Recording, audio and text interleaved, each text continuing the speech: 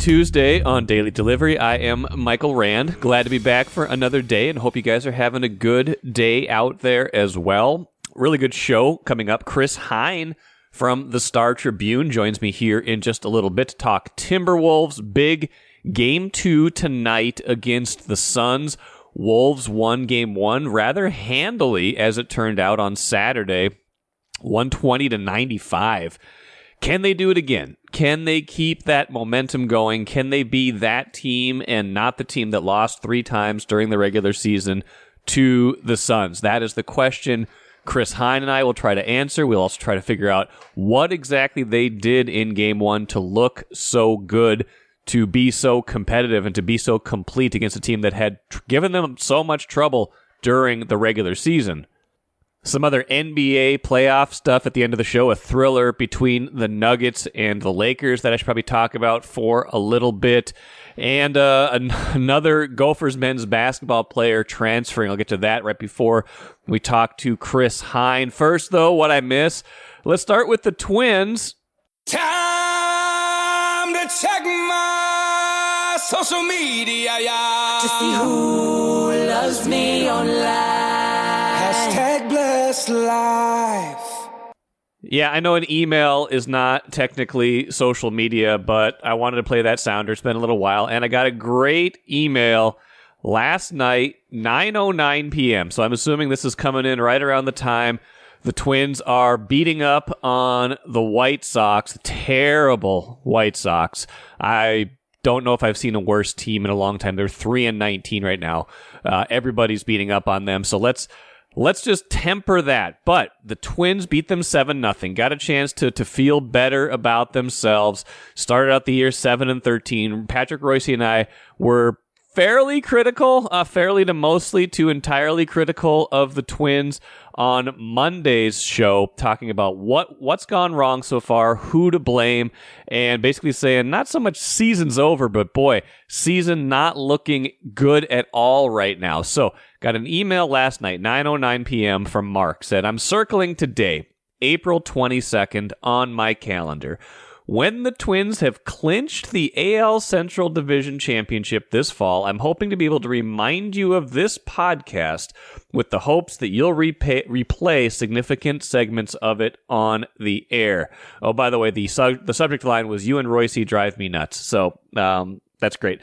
Next line. Maybe you'll be right in panicking at this early point in the season, and maybe I'm going to have to eat my words, but I don't think so. I enjoy your podcast and listen to most every episode, but your interactions with Patrick, I have to say, drive me nuts. I think Royce is a fine writer. He has captured many stories of human interest through the years. However, he is addicted to the hot take, and frankly, you are his enabler. On today's episode, once he got on a roll, you abdicated your responsibility to inject some sanity and facts into the discussion. Now, it goes on about saying the Twins minor league system isn't that bad, and some other stuff. He says, I have to say your coverage of the Vikings and Timberwolves is worth the listen. You also do a good job at the Twins beat reporters. I guess I'll just have to skip Mondays. People feel very strongly about Mondays. They either love it or they hate it. Sounds like Mark is giving it a hate listen quite often. Listen, I get carried away sometimes, but that's how I felt about the Twins too. I was not enabling anybody on Monday's show. If anything, I was leading the charge. I was the one, sending the pre-show, the pre-show text like, Patrick, here's what we got to talk about today. Here's how bad I think the Twins are. Let's try to figure out who is to blame, because you just look at them, you look at the numbers, you look at how they're playing. They were just they're not a good team, and they're not anywhere close to the team they thought they were going to be coming into the season. Remember, last year they were a playoff team. They're a team that won a playoff game, then won a playoff series, then talked about, hey, bigger and better things in 2024. Then they cut the payroll. The guys who they were counting on haven't been as good. The pitching hasn't been as good. The injuries have caught up to them, and here you go. They were 7-13 going into the White Sox game. Now, like I said, a chance to get healthy. Max Kepler comes back, has a big game, has 2 key hits for the Twins. That is one injury that maybe kind of flies under the radar. Max Kepler was ineffective to start the year.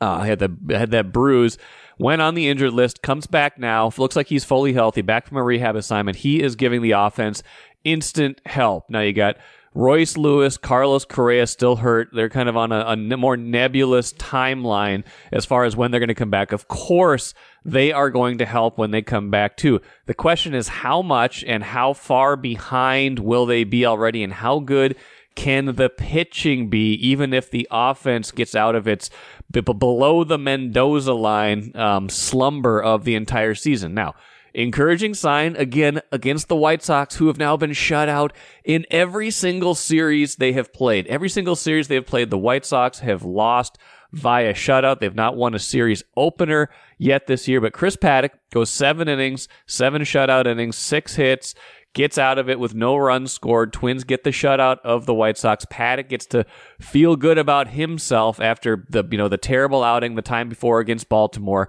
Right now the Twins look like a team that is being outclassed by the very best in baseball, that is having a hard time hanging with teams that you would think are about at their level, and then now are destroying Chicago. So if they can win even 3 out of 4 in this series, or sweep this series, I'm sure they'll feel a lot better about themselves. We'll start talking about them in a slightly different way.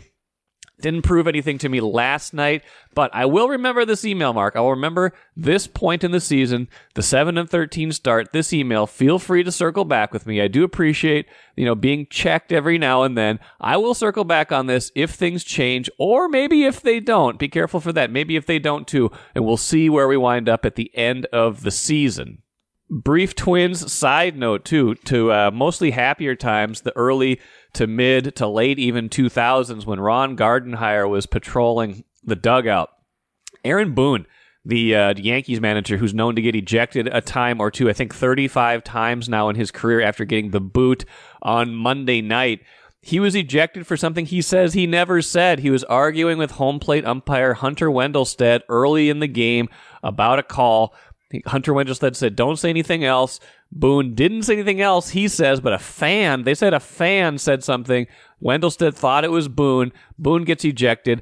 Kind of a humorous exchange, whatever. But I'm reading the end of the AP story about it. Wendelstedt is known to have some ejections in his career. He said, "If you look up my ejections, you'll see Bobby Cox multiple times, Ron Gardenhire and I a lot," Wendelstedt said. People don't realize that Ron Gardenhire is just a stubborn German like me, and after we might have a situation, we like to have a cold beer and talk about it. That is not my recollection of the fiery dust-ups between Ron Gardenhire and Hunter Wendelstedt back in the day, but I do appreciate that quote. I thought it was humorous and thought I would share it with you guys as well. Stop me if you've heard this story before. Gophers men's basketball player who said he was going to come back to the team after a promising season is instead now transferring, entering the portal, and it sounds like name, image, and likeness money is at the heart of it. In this case, it's Elijah Hawkins. He was second in the country in assists last year. Had said at the Big Ten tournament he'd be coming back to the Gophers. Now, instead, he'd say definitely coming back to the team. Instead, now Marcus Fuller reporting that he is leaving, going to the portal. 9 days before the portal closes. Portal closes May 1st. He is transferring again. Marcus's story says a more lucrative NIL opportunity elsewhere is believed to be the reason Hawkins decided at the last minute to leave. 6th Gophers player to enter the portal since the end of the regular season, including Pharrell Payne. That's the big one, right? Pharrell Payne going, transferring out. He's going to be gone, probably getting a lot more money to go somewhere else as well. Gophers, just being decimated by this. So Hawkins and Payne are the two big ones, the two kind of cornerstone players. They've still got some good talent coming back. Don't know if Cam Christie's going to be back. You've got Dawson Garcia back, Mike Mitchell Jr., Parker Fox will be back. They've got some freshmen coming in. They've added in the portal a little bit. But man, how are you supposed to build a program when basically signing a player amounts to a 4-year contract with a series of 1-year opt-outs? That's basically what this is now. It's a 4-year contract with 1-year opt-outs because of the portal. You have a good year. You might go somewhere else because of the portal. You have a bad year, you might go somewhere else because of the portal because you're not getting the playing time you want. It's just like, what are you supposed to do? You have a great year, you might go to the NBA draft. Like, how are you supposed to build any sort of program, any sort of continuity? Like Chip Scoggins and I have talked about, this is not what NIL was intended to do. It was intended to give players, compensation for their play. Perfect. Yes, pay the players. Give them a piece of all these billions of dollars that are out there. It was not intended to create yearly free agency in college sports, which basically is what it has created now. So Elijah Hawkins out. I don't blame him. Blame the system. They didn't get it under control, and they could have. They didn't understand what this could become, and now college sports are a complete fiasco. It's only fitting that I bring back Chris Hine from the Star Tribune for today's show. Game 2 between the Wolves and Suns is Tuesday night at Target Center. Chris, Game 1 went about as well as the Wolves and their fans could have hoped. A 25-point win, really took control of that game. Kind of mid-second quarter, and then the third quarter got some more distance. Anthony Edwards was great. Everybody, aside from Mike Conley not having a great shooting night, everybody else really stepped up. After going 0-3 against the Suns in the regular season, what do we make of that game? Like you said, I think the Sunday before couldn't have gone any worse, and then Saturday couldn't have gone any better. I think, honestly, we were talking about how Game 1, and you wrote about it, Game 1 of this series felt like it had a little extra importance than a traditional Game 1 might. And now just think about the way the energy is flipped from where we were a week ago. When it comes to discussing the outlook of the series, what everybody's hopes for the Timberwolves are. It was a mood-altering win, I think, for the fan base as a whole. I mean, look, everybody's very emotional in the fan base, and especially this time of year, is prone to wild emotion swings, yourself included. Yes. So it's not easy. It's not hard to flip that script, but I think the way they won, how convincing they won, how well their defense played, really made a statement. And I think it's one that Phoenix has to be looking at themselves and thinking, we really have to make some huge adjustments before Game 2 if we're going to combat what the Wolves brought on Saturday, because that looked more like the Timberwolves team we were used to seeing for most of the season. It actually reminded me of kind of the team that we saw back in like November. Yes, remember when they were beating like the Celtics and the Nuggets during that stretch? That's what Saturday's performance reminded me of, like the first couple of weeks of the season when we were just getting a feel for how good the Timberwolves are. Their defense played like that back then. And that's what that reminded me of. It was very much a vintage performance. And I think just the most encouraging sign you could possibly have for the Wolves coming into this series. Now, it's one game. Game 2, this is when I feel like series really begin, is after the feeling out process of Game 1. What adjustments does the other team make in Game 2? And then you kind of settle into the rhythm of a series. So we have to wait and see how Phoenix decides it's going to try to punch back. And do the Wolves have a counter, or will their moves fail? We'll see. Yeah, the point you just made about how it reminded you of the way they were playing earlier in the season. I said the same thing with Royce on Monday's show. I didn't feel like they had been playing consistently great for a while. Like, it felt like the regular season had been a bit of a slog, and then they had the Towns injury, and then they tried to get him back late in the year, and those games didn't look great. Like, they certainly were winning games, but it was taking a lot of effort even to beat okay to bad teams in some cases, and they weren't stacking up and a lot of signature wins, at least. I mean, they still had their moments, of course. It wasn't like they were playing poorly, but it felt more like they were playing at the beginning of the season for sure. And, maybe a week to prepare, fresher legs, things like that played a role. Like, I'm sure everybody's just tired at this point in the season. I think so. I think that the rest did them some good. And listen, when you get to April on the calendar like that, the end is in sight. The playoffs are in sight. I feel like it's human nature a little bit for you to kind of coast to the end. Like, yeah, I know they were fighting for the 1 seed, but I really do feel like that sometimes, and especially when you're playing like back-to-backs and all that stuff. So I think it's just a little bit of rejuvenated energy, whatever you want. Like the playoffs just provide that extra burst of emotion or motivation that you quite frankly can't really generate when it's just the regular season and you're trying to just kind of summon the energy to get through a week where you have 3 games or 4 nights or something like that. Now the Wolves are home for a whole week. They got to really dig into a game plan, get motivated to beat an opponent like Phoenix. I do think the regular season failures against them probably made them a little more sharp and focused in practice. I think that this team can use that sometimes, just that little extra kick to really mind the game plan, be focused, kind of figure out what was going on in those other losses and come up with a solution for it.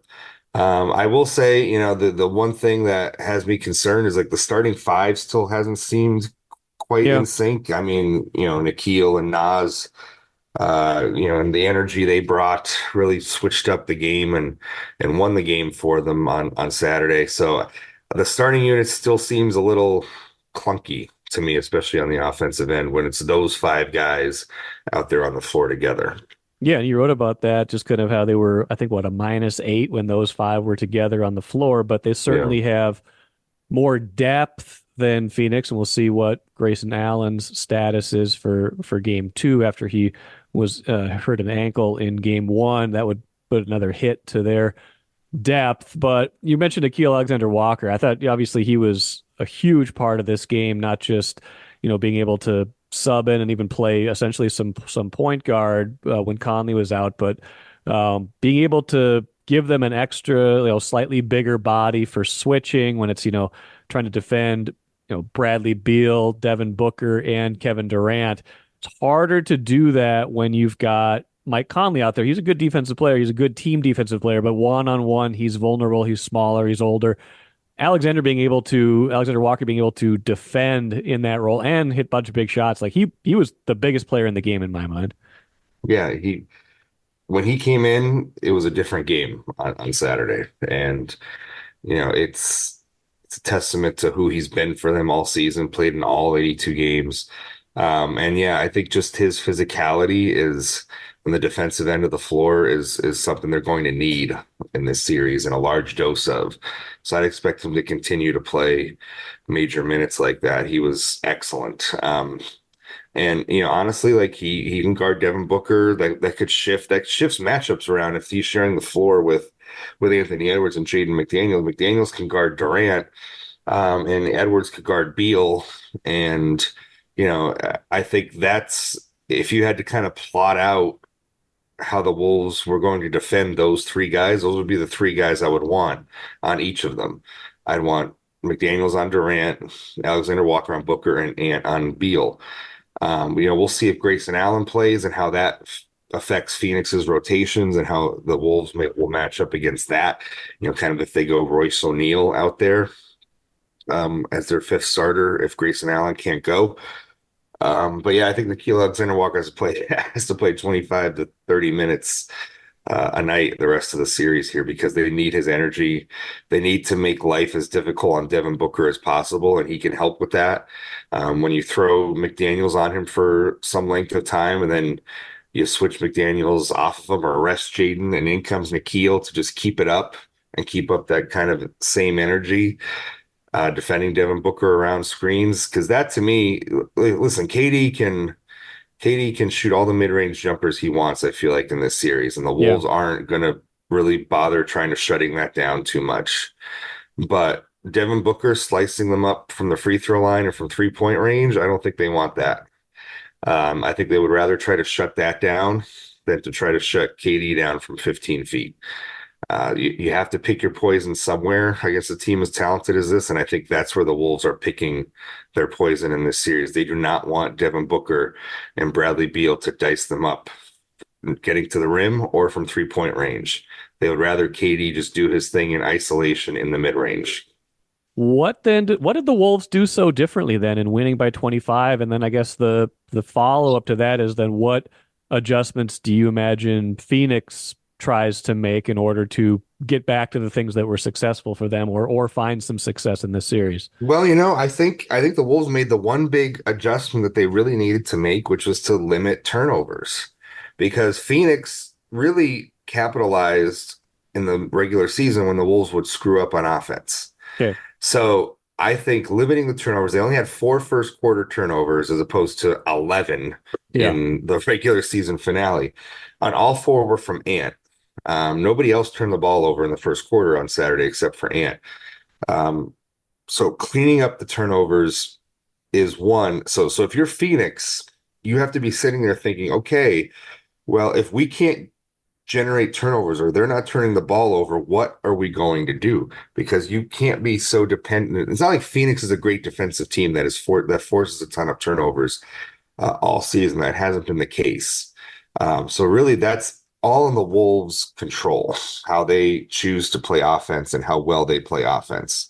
So if you're Phoenix, you have to come up with a way to generate your offense when it's not coming in transition. You have to find a way to attack the Wolves in the half court better. And that's where the Wolves shine. And that's where they are, the best team in the NBA when they're able to defend somebody in the half court. So Phoenix has to find a way schematically or matchup wise to figure out how to attack the Wolves in the half court, because if the Wolves have another game like Saturday where they're not committing as many turnovers as they were in the regular season, Phoenix has to find a way to generate these kind of looks. The only time Phoenix ever made runs in that game was when the Wolves were sloppy on offense. Think of that early third quarter. The Wolves committed a couple turnovers. Phoenix got out in transition. Bradley Beal gets loose for a 3. Like that's how Phoenix wants to play for 48 minutes. And if the Wolves can just limit those instances, they have the upper hand in the series. I think it's all on how the Wolves handle the game, I feel like. And, if they mess it up on offense, if they're sloppy, if they're, if Ant is going into a crowd and trying to pass through 4 defenders, like that's a recipe for disaster. But if they're careful with the ball, if they're moving it smartly and taking open shots when they're there and not trying to get the perfect shot, I feel like that's the formula they need to have. It's kind of like, it kind of reminded me of my days covering hockey playoffs. Yeah. When Mike Conley and I think 1 or 2 others during practice last week were talking about how we just need to get shots at the rim. And it reminded me of how in the hockey playoffs, you always hear guys say, we just got to get pucks on the net. Got to get to the net. We can't get the perfect shot. We just got to get pucks on the net. Right. Yeah. And I think for the Wolves, that's kind of the thing. It's like, we just got to get shots up. Take the decent look and don't try to get the perfect look. And that's what I think that's their philosophy, because even if they miss, they stand a good chance of getting the offensive rebound. They were fantastic on the offensive glass. Rudy Gobert and even others, fantastic rebounding effort in game 1. And B, it helps their defense when Phoenix isn't able to just get out in transition after a steal. So, that's the formula. The Wolves, their defense starts on offense. I said that before game 1, and I maintain that after game 1 as well. Seemed like a reasonably well officiated game. I didn't see a lot of griping one way or the other necessarily. That said, if the Wolves get into a more tightly officiated game, I feel like one thing Phoenix might want to try to do is obviously get to the foul line more. Booker, all their key guys are excellent free throw shooters. They are veterans that can get whistles, can get to the line. Do you think that might be a strategy for Phoenix to try to get balls to the rim, get the ball to the basket, as they say? I think you saw it in the second half when Devin Booker started having a little bit of success baiting the refs into fouls. He would basically bump into Nikhil. I remember it was Nikhil one possession, and then it was Naz Reid another one, where he just goes flying into them, makes an exaggerated movement, bouncing off of them, and gets the foul call. I would expect Devin Booker to be more baiting with the officials in game 2 to try to get himself to the line and get some of the Wolves in foul trouble. Outside of that, I just, we'll see how he wants to navigate screens. One of the things about Jaden and Nikhil that's so good is they navigate screens so well. And even if they're, especially with Jaden in his length, even if he's kind of behind you coming off of a screen, he could still use his length to kind of side contest or rear view contest a shot and still make it difficult on you. Nikhil's just the best at getting through screens, just straight up using kind of his, the shape of his body to just kind of slither through a screen, and whatever small space might be there for him to get through, he gets through. So I'll be curious to see just kind of how Phoenix wants to get Devin Booker going, because to me that feels like priority number one for them is making sure your Olympian and all-star and potential all-NBA player, starts getting back to 25-30 a night. Royal Credit Union's Smart Checking accounts offer no monthly fees and no minimum balance. Enjoy financial freedom when you open your Royal Credit Union Smart Checking account online at rcu.org/go-checking. Insured by NCUA. Yeah, those are all good points. A couple more things for you, Chris. I mean, I think it's only natural to feel a lot different about the series after just one game. How much different should we feel, and how much stock do we put in that one game versus kind of some of what we saw during the regular season? If I could use a term, I would say cautious optimism. Okay. Headed into game two. Do not go overboard thinking that this series is over. Right. That the Wolves solved all their issues in game one, and Phoenix is not going to come back with some sort of adjustment, some sort of lineups that they could use. Just cautious optimism. The Wolves, 2 years ago blew Memphis out in game one of that series too. Yeah. And look what happened the rest of the series. So just cautious optimism. We've seen this before.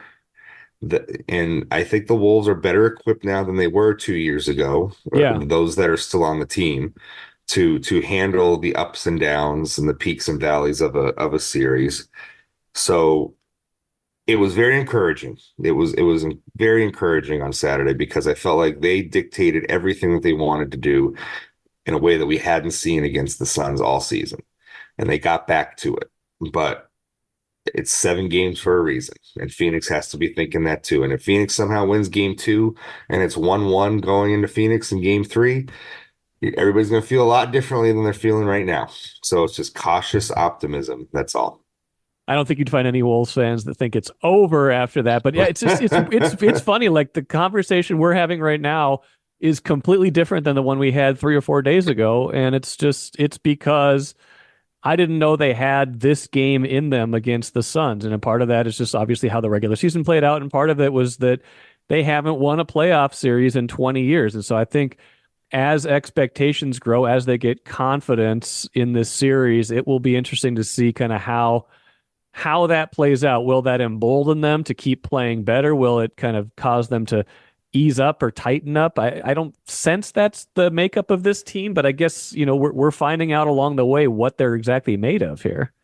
We are. And, I will say, I thought the atmosphere Saturday was the best I think I've seen, because with Target Center crowds, you sometimes get the really good and the bad at the same time, because yes, you get a lot of energy when things are going well, but you also get a lot of anxiety and tension when things aren't going well. I didn't sense that. Even when Phoenix was kind of making runs at the Wolves in the third quarter, they cut it to 4, or they'd hit a couple buckets to get the lead down to, I don't know, 12 or 13 or whatever. And in years past, and even regular season games last year, the crowd, you could feel the tension and the dissatisfaction in the arena at times. You did not feel that on Saturday. It seemed to be just all positive, all energy, all uplifting, to me at least, from my vantage point. And having spoken to the team about that, they can feel that. They can feel that energy in the building when it turns negative, and they feel it when it's positive. So, that would be just maybe my encouragement to fans. If you want to contribute to the game in some way, your energy is noticed by the team. Yeah. So, that's kind of how the home crowd could contribute to this and provide them with the good vibes that they can keep on the floor. Whereas in previous years, those vibes turned sour, like in that series against Memphis, for instance. Oh, I remember that. I remember I was at game 6 of that series, and it just, when they blew that, when it was just one more lead that was being blown. Was it game 6 or game 5? I can't remember which one. Maybe it was 5. Game 6, yeah. It was game 6, yeah, because 6 was back at Target Center. Mm-hmm. It just got so quiet in there as Memphis was making yet another lead to slice up that, to slice into that another double-digit lead. And that does make a difference. Final thing, it feels like obviously Phoenix can play better and shoot better. Obviously the Wolves can play worse and shoot worse. But I guess the one thing that feels particularly encouraging is that it didn't feel like a game where it was just like, well, the Wolves shot the lights out and you're never going to be able to replicate that again. They shot the ball well, 50% from the field, 37% from 3-point range, but those are like achievable numbers again. And even Phoenix, Phoenix can be better and probably will be better than 9 of 28 from 3, but that's not like they didn't go like 4 for 30. Like it didn't feel like it was just a complete outlier game in terms of shooting. It felt like one team was certainly a little hotter and one team was a little colder than usual. It didn't feel like it was just this throw it all out because they just shot the lights out and we'll go change it up in game 2. Yeah, I think that's what's encouraging too, is because we've seen the Wolves win like that a lot during the season. Like you said, it was not just a case of hot shooting. And I think, Phoenix's numbers, they could improve a little bit, but honestly, you have to look at the way they were getting their threes. Like I said, when they are able to just get open looks and spot up in transition coming off of turnovers, those are different quality of 3-point looks than in the half court when the Wolves maybe are able to get a hand in their face or something like that. I feel like the quality of shots that Phoenix was generating on Saturday paled in comparison to the quality of shots they were getting, especially in that regular season finale against the Wolves. So I do think that some of Phoenix's shooting numbers on Saturday is just tied into how the Wolves are playing defense. And you have to give them credit for that. Well, we'll see what happens in game 2 Tuesday night. Chris Hine will be covering it. We'll be talking about it, of course, always on the show. Chris, appreciate it. We'll talk to you again soon. Thank you, Mike. Great stuff from Chris Hine. As always, appreciate him coming on. I know it's a busy time for him, busy time for everybody associated with the Timberwolves. Like we said, game 2 tonight. I'm expecting a much closer game tonight. Like we said, it's just the way the Wolves won feels sustainable. Also feels like they're going to get a much better effort, much better output from Phoenix in this game. It could be a tight game. It could be the kind of game where someone needs to make a shot, kind of like Jamal Murray did for Denver last night. Beat the Lakers with a step back, 15-foot mid-ranger right at the buzzer, 101-99. Nuggets up 2-0 on the Lakers now. LeBron's not happy about the officiating. The Lakers are in a 2-0 hole going back to LA. Nuggets looking like looking everything the part like the champs, the defending champs they are. It was a tremendous game. These playoffs, man, they are going to be a lot of fun, especially in the West. Looking forward to seeing how far the Wolves can take it. Again, tonight's huge. Game 1 was huge. They played great. Can they do it again? Can they replicate? It's all about, momentum is one game at a time in the playoffs. Can the Wolves do it again? We will see tonight. That'll do it for me today. Andrew Kramer expected to join me on Wednesday's show to talk NFL draft. I didn't even talk any NFL draft. We're 2 days out. Didn't talk any NFL draft on today's show. Can you guys believe it? Well, that'll all change tomorrow, and Andrew and I will get into the draft once again, getting close to finally figuring out what the Vikings are going to do. Until then, I am Michael Rand. Have a great rest of your Tuesday. Back at it again tomorrow.